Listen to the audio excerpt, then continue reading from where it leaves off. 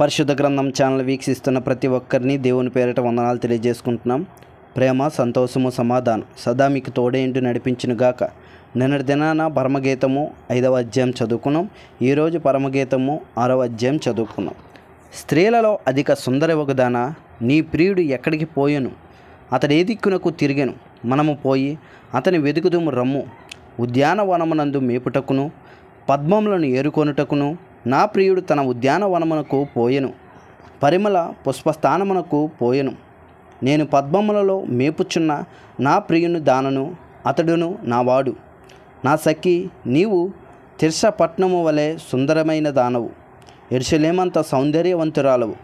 టెక్కెములు నెత్తిన సైన్యము వలె భయము పుట్టించున్న దానవు. నీ కనుదృష్టి నా మీద ఉంచకము, అది నన్ను వశపరుచుకొనును. నీ తల వెంట్రుకలు గిలాదు పర్వతము మీద మేకల మందను పోలియున్నవి. నీ పళ్ళు వరుస కత్తిరి వేయబడి ఉన్నవి, కడగబడి అప్పుడే పైకి వచ్చినవై జోడు జోడు పిల్లలు కలిగి ఒకదాని నేను పోగొట్టుకొనక సుఖముగానున్న గొర్రెల కదుపులను పోలియున్నవి. నీ ముసుగు గుండా నీ కణతలు విచ్చిన దాడిమ ఫలం వలె అగుపడుచున్నవి.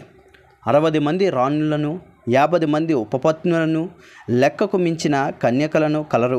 నా పావురము నా నిష్కలంకురాలు ఒకతే, ఆమె తన తల్లికి ఒకతే కుమార్తె, కన్న తల్లికి ముద్దుబిడ్డ.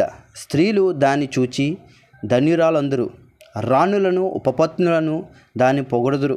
సంధ్య రాగము చూపట్టుచు చంద్రబింబమంత అందము గలదై, సూర్యుని అంత స్వచ్ఛమును కళను గలదై, వ్యూహిత సైన్య సమభీకరి రూపిణియగును ఈమె ఎవరు?